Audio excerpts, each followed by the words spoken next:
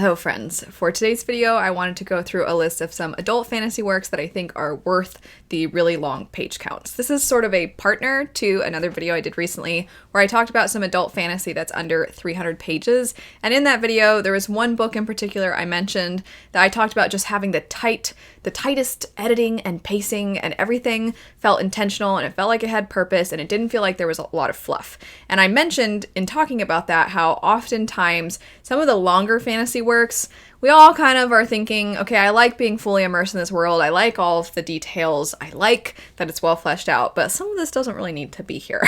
So as opposed to just making a video about long fantasy books, because that could be most fantasy books, I thought I would specifically zero in on longer works that I think are worth the length. You fly through them, you can't believe that you've read 400, 500, 600, 700 pages in a day, and you just can't get enough. So I'm going to start with a series that I actually really didn't care for the end of this trilogy, but I'm one, pretty alone in that. It's somewhat of an unpopular opinion, and two, I still loved the first book in this series. I still loved so much about this trilogy, and it was one of my favorites for a while until that ending. So I still thought it was worth mentioning, and also a lot of you I know really love it, so you can definitely hype it up in the comments if there's anybody that's like, oh, I don't know if she didn't like the ending.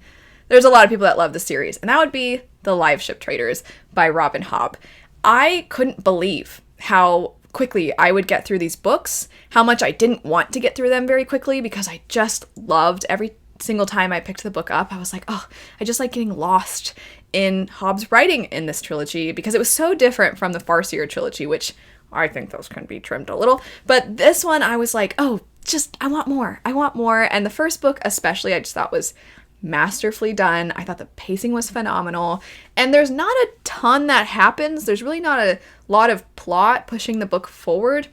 It's a lot of just following these characters, getting to know them, getting to know the dynamics between the characters, their personalities, what makes them tick. This character is awful, so let's follow this person trying to deal with this person, or let's see that this one young boy, like, you fall in love with him, but then his father sucks. You're looking at this family and you're following them across the sea, you're following them as they encounter live ships. And the reason the series is called The Live Ships is because the individuals that you see carved on the front of ships, I imagine they look like this, those beings can actually come to life after a few different generations in the family, and when they do come to life, they're pretty much priceless. If you've ever wanted to try Realm of the Elderlings, you can start with Farseer trilogy or you can start with Live Ships. A lot of people though would recommend starting with Farseer just because the rest of the Realm of the Elderlings is so tied, but you can start with either if you want to get a taste of Hobb's writing. The two are very drastically different from one another, so if you don't like one, I would still recommend trying the other series. And my personal opinion, I liked Live Ship a lot more, even though I didn't love the end of the trilogy. Anyway, moving on now to some other books. Next up we have The Queens of Innis Lear. So this one does have an additional book that you can read after, but you can read this one as a standalone. And as the title would imply, The Queens of Innis Lear is a King Lear retelling. You are following these three women, and their father, it would seem, is on the edge of insanity and also very elderly and is probably going to pass away soon. And so these three sisters are unsure who he's going to give the inheritance to. And you follow each of these different women who are very different from one another. Two of them are very close as they came together when they were rather certain their father was responsible for their mother's death, so they hate him and they want everything they can get from him when he dies. The other sister does not believe that their father had anything to do with their mother's death, and so she's been the one to be there for him, care for him, and likely as a result, she's expected to get the inheritance because she's his favorite, but she doesn't really want anything to do with that. She's kind of just like a very free spirit who doesn't really want to be pinned down by responsibilities to do with wealth and marriage and things like that. And then the other two women are very different in personality. One of them is very level-headed and very assertive, and then one of them is somebody who she just really loves her husband. She really wants a family. So you see them all very different from one another, but they're all kind of pooled together by this potential inheritance and whether or not their father was responsible for their mother's death. I think the characterization in this is exceptional. I do think that it is very, very slow. It took me a long time to get through this book just because there's not a whole lot that happens. It's kind of similar to Live Ship, where it doesn't really have a plot like this is the main plot and this is the bad guy that we're trying to take out. There are things that tie the characters together. They have motivations, they have their own personalities, and that's kind of the thing that pushes the story onward. I still thought it was exceptional, though. The writing is so pretty. It's so... at times it's very atmospheric, and other times it's very flowery, and other times it's kind of dense. But I thought that the writing was very, very good. So if you're somebody who just likes to get lost in beautiful writing, and you want to get lost in beautiful writing for a long amount of time, then Queens of Innis Lear would be a perfect one. After that, the Winnowing Flame trilogy by Jen Williams. These are all pretty chunky, and it's a trilogy, so, 3 books and then you're done. But I definitely think that this series is worth the amount of pages you get, especially because with the setup of the story, it's so weird, and you have no idea what's going on, and so you need time.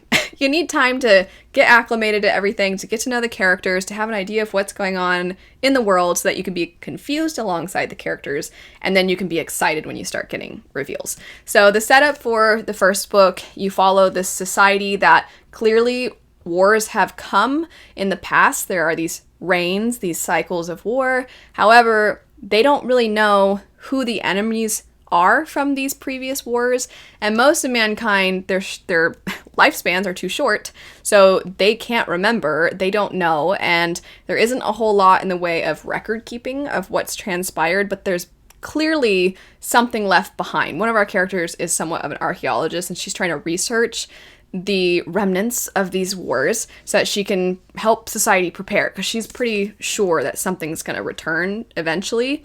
The only people that do know, and the reason that the rest of society never felt the need to really take detailed accounts of what was going on, is because there are these people that are somewhat elven-like. They're called Eborns in this world, and they would live for a very long time, and they were the ones that not only rid the world of these unknown enemies, but they know all the secrets of the enemies. But this race of people is basically dying out, and so now you have no idea what's going to happen, but you're like, I feel like the threat's going to come back, right? But then you're like, but what even is the threat? So you're kind of trying to figure that out alongside the characters, and then you get to know the world, you get to know the dynamics between the different fantasy races, you understand why certain groups of people hate other groups, and it's just so interesting. It's so different. I would say that this is definitely a genre bender, because some of the reveals and some of the things within the world do not necessarily feel very fantasy-like. So if you're somebody who's looking for a unique fantasy world, if you're looking for a great cast of characters, if you're looking for eventually some cool creatures in the story, then the Winnowing Flame trilogy, highly recommend. I highly recommend it all the time anyway, but especially if you're looking for adult fantasy that's long, that you can get lost in, and is worth its large page count, and if you want something unique. After that, another one that I recommend all the time, and I just feel like it's so underhyped and so underrated, and that would be Engines of Empire and its sequel, Engines of Chaos, and likely eventually the third book in the series. It's not out at the time of filming this and probably won't be out for a while, but it's so cool. So I think that this is epic fantasy at its finest. You get a cast of characters. I found all of their plot lines interesting. They're all pretty different. Their personalities are all different. They're all part of a similar family. I'm not a similar family. They're all part of the same family, except for one perspective, which pops up later and then kind of takes all your expectations and what you thought you knew about the dynamics within the family, and then you're like, oh, that's not what I thought, which is really exciting. And I'm realizing a little bit of a trend in some of the recommendations, which is that you're often finding with the ones that I think are worth a long page count that you're following people that are all united within a family, and then you're following this family. So I suppose you could say if you're looking for epic fantasy with a family or a guild or a cast of characters, that's what a lot of these are. But the general idea in this one is you follow the Hawkspur Guild, and there's the matriarch and her 3 children, and each perspective goes its own direction. One of them definitely is looking at the magic and how it's much different and can do so much more than anybody really thought, but it can also be exceptionally dangerous. And then you're looking at another person who just seems like they're going to be a part of the military, But some of the things they start to find out, some of the secrets that are revealed, you're like, oh my gosh, what? No. And it's really exciting. And then you're following another character who's starting to recognize the impact that her guild and her society has had on the rest of the world and what the profit that they've gained has done to other people. And there's also some things to do with magic and whatnot in her perspective as well. The matriarch is dealing with the politics, and that part was always really interesting. I really liked her as a character. She can be pretty ruthless, and I would say that their perspectives are only enriched with more time, and you get more going on in the next one. You also get more perspectives in the next one, so you do have quite a few characters that you're following, but everybody's so engaging. Every plot line is really interesting. There are plenty of plot lines that I'm like, what is even going on? But in an exciting way. So definitely highly recommend Engines of Empire. I will say I do think this one starts slow. And for a while when I was first reading it, I was like, okay, I feel like I know everybody. I feel like I've got my feet on the ground pretty well. Can something happen? And as soon as I thought that, really intense stuff started happening, and I was like, oh, okay. And then anytime it would feel like maybe it was headed toward a little bit of a lull, it would have something really exciting and unexpected happen. So I think that the pacing is done very, very well. After that, Bloodsong by Anthony Ryan. This one is unlike a lot of the other ones I've talked about. It does not follow a cast of characters. It doesn't follow an entire family. It follows one man, and that man's name is Valen, and I love Valen. So it's definitely a more intimate type of story. It's slower going, but I thought that in order to really get to know Valen, to get to know his story, that it needed more time. One thing that I find I can be kind of picky with books that do go through a character's life and it covers such a large amount of time is that it tends to gloss over a lot of the time, and then you don't actually end up coming away from it feeling like you like this character very much, or you don't feel like you understand why they have the motivations they do because you only got a snippet of the inciting incident that made them hate this person, or the thing that caused them to now feel very nervous about, oh, what am I going to do when I set out on my own, or whatever the case may be. It just feels like you got surface level. And this one, it does not feel surface level. You take your time, and it's not just Valen who I found that the author depicted really well. It's also the other characters he interacts with. The setup is that Valen, from the time he's very young, has to go into this school, you could say, that trains these young boys to become the most elite soldiers. And the boys die. Some of the boys die in this story because the training is so intense. They're forced into survival training. They have to learn how to fight. There's just so much weapons, how weapons are made, how to use different kinds of weapons. And some of the boys, when you're first interacting with them, you could say, you're like, oh my gosh, these kids are annoying. And then you start to find out about their past, and then you can't help but feel bad for them. You're like, I hope somebody befriends them because they're all alone. And it just does such a good job of, you have certain expectations at first or certain impressions, and then those turn around, and you just watch Valen grow, and you watch the boys around him grow into men, and you feel very connected to them. You watch as life pulls them apart, and how they were all so young and sweet and innocent when they were kids, and then the way that the cruelties of the world separate them, it makes the bonds grow stronger, or it pulls them apart, and it just does it so well. Valen is such a great character. Definitely highly recommend Bloodsong. It's very good. After that, we have Shadow of the Gods, another epic fantasy. This one, I do think I can see some people feeling like maybe it's a little bit on the slower side, and I think that's fairly true, but I was so captivated by the world. I was really interested in the characters, and I just liked the way that John Gwynne wrote this setting. I think after reading the first book in one of his other series, Malice, and then picking up Shadow of the Gods, I believe I said something where I feel like this is him in his element, in my opinion. I just feel like this is him at his best, because I just think there's something about the way he writes this Norse-inspired world that it just feels so real. It feels very captivating. It feels very lived in, and the characters are somewhat harsh, but you find yourself rooting for them. You follow 3 perspectives in the first book, and then you have a few more in the sequel. And in the first book, you have 2 characters that are somewhat on revenge quests, although their quests are quite different from one another, despite both, you could say, being rooted in revenge to some degree. They're both looking for people, and then they're looking to maybe bring justice to the people that are responsible for the missing persons in their lives, you could say. And then the third individual is somebody who just kind of seems like a Viking type, and she has sort of a chip on her shoulder. She has something to prove, and you're like, why are you trying to prove anything? Who are you trying to impress? And then you kind of figure that out as you go, and you're like, oh, this got more interesting. And I always say that I think these three perspectives, they take turns being in the spotlight. One thing that I find a lot of books with casts of characters falls into is the one person you really care about and everybody else that's kind of fluff.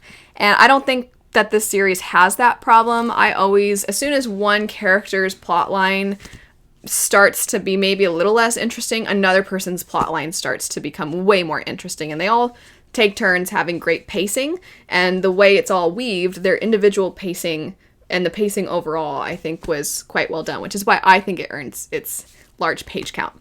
The last two I'll mention, I am saving them for the end because I do have some criticisms about the pacing. They're very long, and I think one in particular, definitely there's some trimming that could happen, but the other one I weirdly have almost the reverse feelings toward. So the last two would be the Cosmere books in general by Brandon Sanderson. I'm just holding up Trust of the Emerald Sea, but the Cosmere in general, and then The Grace of Kings by Ken Liu. I'm going to start with this one. So the first book in this series, I've said before that I actually feel it could have been broken up into several books. I think this first book alone could have been a trilogy because you do cover so much. It's kind of what I was saying about Bloodsong, where one of the criticisms of books that cover large amounts of time is that you're like, I don't feel like I got enough of that one section of their lives. Or, okay, well now apparently these people that were friends are now enemies. But we kind of went over that pretty quickly, so I don't really feel like it's earned. So in some ways, I feel that this has that issue a little bit for me. But I do think that this author is able to capture your attention and make you care about people and certain plot lines in a very short amount of time. It feels very much like the Witcher series in that regard, and it feels very much like almost collections of short stories within a single book, although they're not actually collections of short stories. There are pieces of a greater whole. So while I do have some criticisms about the pacing, they're not necessarily that the book is not, that it's too long. It's that I'm like, oh, I actually feel like we could have done more with it. But I think most people feel like there's plenty within that first amount. And if you don't know, you follow these various different characters that all have, they sort of end up on opposite sides. It's very much historical fantasy where it feels inspired by wars of our own world. And you see the way that you have characters that started from nothing and then they attained power, and you're watching what they do with that power. How does power corrupt them? So if you like those sorts of stories, I think that Grace of Kings would probably be a really good one. And then I was talking about the Cosmere books. I think the biggest ones that people think of, literally, they're the biggest, would be the Stormlight Archive. I do think Stormlight Archive, there are some things I think could have been trimmed down a little bit. But the reason I'm just talking about the Cosmere as a whole is because pretty much all of the Cosmere books are pretty long. And I do think that part of what makes us love Sanderson's worlds so much is that he does take the time to develop the lore, the magic systems, the literal physical settings, especially in Stormlight, but also you see Luthadel in Mistborn is really well done. And in order to really get all of that, you need a fair amount of page time, but then on top of that, he takes the time to really have you get to know his characters. I'd say that's especially true for the Stormlight Archive.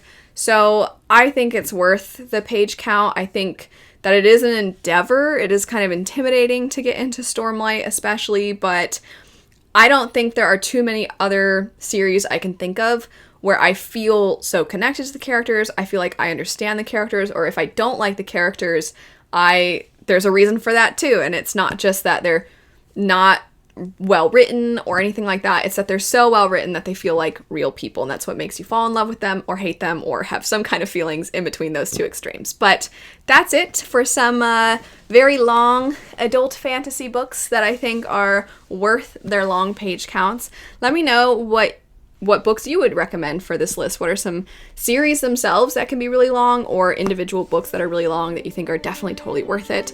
I would love to see your recommendations. But anyway, thanks so much for watching. I hope you have a great rest of your day, and I'll see you later. Bye.